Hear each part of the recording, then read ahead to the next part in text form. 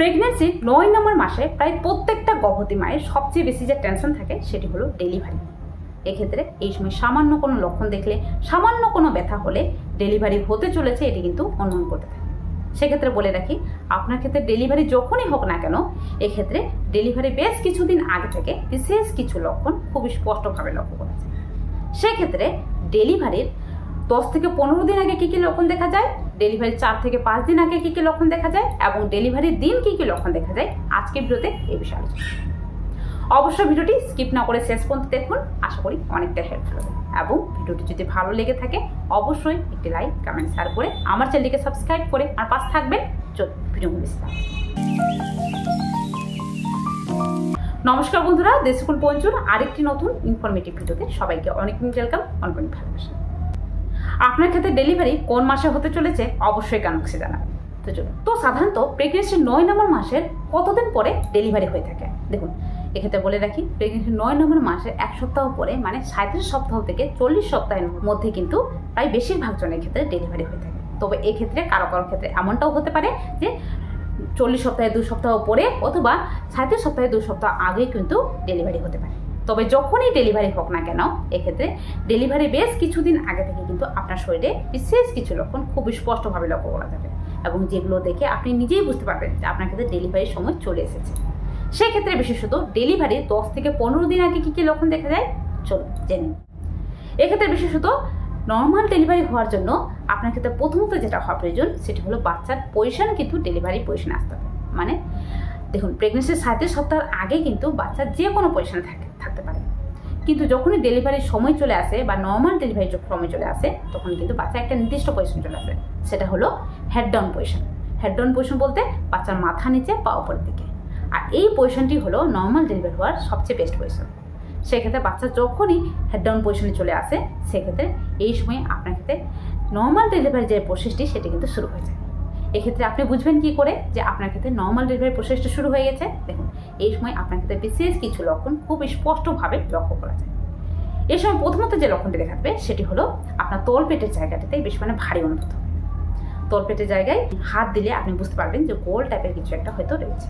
এছাড়াও এই সময় আপনার ক্ষেত্রে পেটের আকৃতির বিশেষ পরিবর্তন লক্ষ্য করা যায়। মানে আগে যেখানে পেটটা উপর থেকে গোল টাইপের ছিল, কিন্তু এই সময় আপনার ক্ষেত্রে যেটা হবে যে পেটের উপরের জায়গাটা কিন্তু খালি খালি অনুভূত হবে, কারণ বাচ্চা কিন্তু হেড ডাউন পজিশন চলে এসেছে। সেক্ষেত্রে বাচ্চা আস্তে আস্তে নিচের দিকে নামতে শুরু করেছে। এছাড়াও প্রেগনেন্সির 7-8 নম্বর মাসে যেখানে কিন্তু শ্বাস নিতে কষ্ট হচ্ছিল, বুকের এই জায়গাটাতে ভার ভার অনুভূত হচ্ছিল, এই সময় যেটা হবে যে এরকম সমস্যা কিন্তু আর হবে না। এক্ষেত্রে স্বাভাবিকভাবে আপনার ক্ষেত্রে এই ধরনের সমস্যা কিন্তু অনেকটাই কমে যাবে। এছাড়াও এই সময় আপনার ইউরিনের যে প্রেশার বা প্রস্রাবের প্রেশার কিন্তু বেড়ে যাবে। মানে আগে যেখানে 1 ঘন্টা অন্তর অন্তর ইউরিন করতে যেতে হচ্ছিল, এই সময় 1 ঘন্টার মধ্যে 2 থেকে 3 বার পর্যন্ত ইউরিন করতে যেতে হতে পারে। এছাড়াও এই সময় আপনার ক্ষেত্রে কোমরে ব্যথা পরিমাণ বেড়ে যাওয়া, এমনকি পা ফুলে যাওয়ার সমস্যাও কিন্তু দেখা দিতে পারে। এই বিশেষ কিছু লক্ষণ দেখে আপনি বুঝতে পারবেন যে আপনার ক্ষেত্রে ডেলিভারির সময় কিন্তু আস্তে আস্তে কাছে আসবে। এবারে যখনই কিন্তু ডেলিভারির সময় আরও কাছে আসবে, মানে ডেলিভারি 4 থেকে 5 দিন আগে বিশেষ কিছু লক্ষণ দেখা যায়। মানে এই সময় স্বাভাবিকভাবে বাচ্চা মাথা নিচে করে নিয়েছে, এক্ষেত্রে বাচ্চা কিন্তু আস্তে আস্তে নিচের দিকে প্রেশার দিচ্ছে। সেক্ষেত্রে যখনই বাচ্চা নিচের দিকে প্রেশার দেয়, এক্ষেত্রে আপনার জনিপুর থেকে এক বিশেষ ধরনের সাদা সাপ নির্গত হয়ে থাকে। মানে এই সাদা সাপটি থাকবে গাঢ় থকথকে এক ধরনের মিউকাস প্লাগ, আর এই সাদা সাপটি কিন্তু স্বাভাবিকভাবে আগের তুলনায় একটু বেশি বেরোবে। মানে আগে যেখানে এক ধরনের সাদা সাপ দেখা দিচ্ছিল সেটা কিন্তু পুরো স্বচ্ছ টাইপের ছিল, কিন্তু এই যে মিউকাস প্লাগটি নির্গত হবে সেটা কিন্তু পরিমাণে বেশি পরিমাণে নির্গত হবে এবং এটির কালার থাকবে হালকা পিঙ্কিশ টাইপের বা হালকা গোলাপি টাইপের বা হালকা রেডিশ টাইপের, মানে লালাভও কিন্তু একটু আভাস থাকে। সেক্ষেত্রে এই ধরনের সাদা সাপ কিন্তু দেখে আপনি বুঝতে পারবেন যে আপনি কিন্তু মিউকাস প্লাগ বেরোতে শুরু হয়ে গেছে। এছাড়াও এই সময় আপনার ক্ষেত্রে যেটা হবে যে মাঝে মধ্যে এক ধরনের ফোর্স লেবার পেন বা ব্রাক্সটন হিক্স কন্ট্রাকশন কিন্তু দেখা যাবে। মানে আপনার তল পেট থেকে কোমরের দিকে এক ধরনের ব্যথা অনুভূত হবে। এই ব্যথাটি কিছুক্ষণ আসবে, আবার নিজে নিজে চলে যাবে। এক্ষেত্রে আপনার পজিশন চেঞ্জ করলে, একটু হাঁটা চলা করলে, ঠিকঠাকভাবে জল খেলে কিন্তু এটি ব্যথাটি চলে যায়, আর আসে না। এছাড়াও এই সময় আপনার ক্ষেত্রে লুজ মোশন হয়ে যেতে পারে, মানে আপনার ক্ষেত্রে পাতলা পায়খানা হয়ে যাওয়ার সমস্যা দেখা দিতে পারে। এটা কিন্তু পুরোপুরি স্বাভাবিক, কারণ আপনার পুরো বডি কিন্তু ডেলিভারির জন্য প্রস্তুত হচ্ছে। সেক্ষেত্রে আপনার লুজ মোশন হওয়াটাও কিন্তু পুরোপুরি স্বাভাবিক।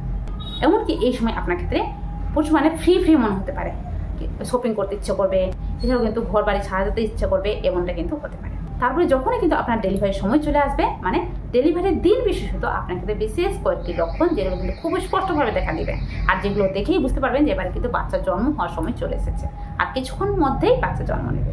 সেক্ষেত্রে বিশেষত এই সময় 3টি লক্ষণ খুব স্পষ্টভাবে দেখা দেয়, আর এই 3টি লক্ষণ দেখলেই অবশ্যই ডাক্তার বলতে হবে।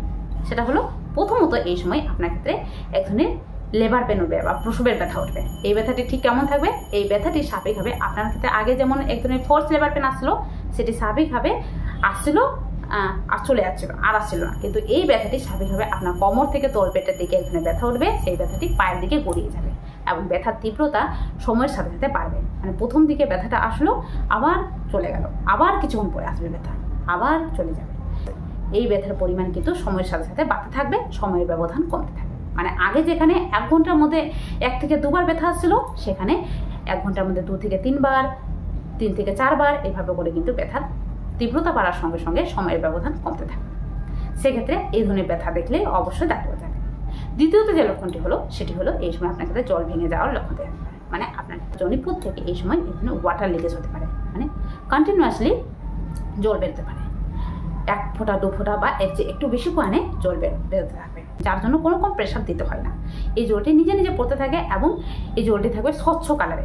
যদি এই জলের কালার ঘোলাটে টাইপের থাকে বা ইয়েলোইশ ব্ল্যাকিশ টাইপের থাকে, সেক্ষেত্রে এই ক্ষেত্রে কিন্তু বাচ্চা গর্ভে পটি করে দিয়েছে। এক্ষেত্রে যত তাড়াতাড়ি সম্ভব ডাক্তারবাবুর কাছে যাওয়ার চেষ্টা করবে। এছাড়াও এই সময় তৃতীয় যে লক্ষণটি দেখা দেবে, সেটি হলো আপনার জরায়ুর মুখটা কিন্তু এই সময় খুলতে শুরু করবে। এক্ষেত্রে আপনি নিজে থেকে বুঝতে পারবেন না, এক্ষেত্রে অবশ্যই ডাক্তারবাবুর কাছে গেলে ডাক্তারবাবুরা কিন্তু এই সময় আপনার সার্ভিক্সের মুখটি 2টো আঙুল দিয়ে চেক করে থাকেন। এক্ষেত্রে সার্ভিক্সের মুখটিকে প্রথম দিকে 1 সেন্টিমিটার খুলে, সেক্ষেত্রে ব্যথার তীব্রতা যতটা বাড়বে জরায়ুর মুখটি কিন্তু আস্তে আস্তে বেশি পরিমাণে খুলতে শুরু করবে। যখন এই জরায়ুর মুখটি বা বাচ্চাদের মুখটি 10 সেন্টিমিটার খুলে যাবে, ঠিক সেই সময় কিন্তু আপনাকে ডেলিভারি রুমে বা লেবার রুমে কিন্তু নিয়ে যাওয়া হয়ে থাকে। তবে এক্ষেত্রে বিশেষত বলে রাখি, জরায়ুর মুখটি বা সার্ভিক্সের মুখটি খুলতে কারো কারো ক্ষেত্রে সময় লাগতে পারে 12 ঘন্টা, কারো ক্ষেত্রে 18 ঘন্টা, কারো ক্ষেত্রে 24 ঘন্টা পর্যন্ত সময় লাগতে পারে। এক্ষেত্রে নিজে ধৈর্য নিয়ে কিন্তু এই ব্যথাটি সহ্য করতে হবে, যাতে জরায়ুর মুখটি আস্তে আস্তে করে খুলতে পারে। তবে এই বিষয়ে একটা টিপস আপনাদের সাথে আলোচনা করি, সেটা হলো যখনই ডেলিভারি ব্যথা উঠবে তখন কিন্তু কোনো মতেই শুয়ে বসে থাকবেন না। এক্ষেত্রে শুয়ে বসে থাকলে আপনার জরায়ুর মুখটি বা বাচ্চাদের মুখটি খুলতে আরও বেশি সময় লাগে। সেক্ষেত্রে এই সময় কী করবেন? এই সময় নিজেকে যতটা পারবেন অ্যাক্টিভ রাখুন।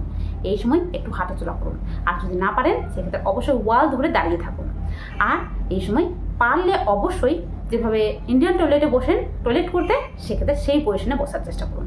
এই পজিশনে বসলে আপনার বাচ্চাদের মুখটি খুব শীঘ্রই খুলতে পারে, খুব জলদি খুলতে পারে। সেক্ষেত্রে এই পজিশনটি বসার চেষ্টা করুন, এক্ষেত্রে বাচ্চাদের মুখটি খুব সহজে খুলতে পারে। তো অবশ্যই এই টিপসগুলো ফলো করুন, আশা করি অনেকটা হেল্প হবে। তো অবশ্যই আশা করি ভিডিওটি কিন্তু প্রচণ্ড পরিমাণে হেল্পফুল হয়েছে প্রত্যেকটা মায়েদের জন্য। তার জন্য অবশ্যই বেশি বেশি করে শেয়ার করুন এবং ভিডিওটি যদি ভালো লেগে থাকে আমার চ্যানেলকে সাবস্ক্রাইব করে আমার পাশে থাকুন। দেখা হবে আরেকটি নতুন ভিডিওতে। আজকের জন্য টাটা, সবাই ভালো থাকবেন, সুস্থ থাকবেন, সাবধানে।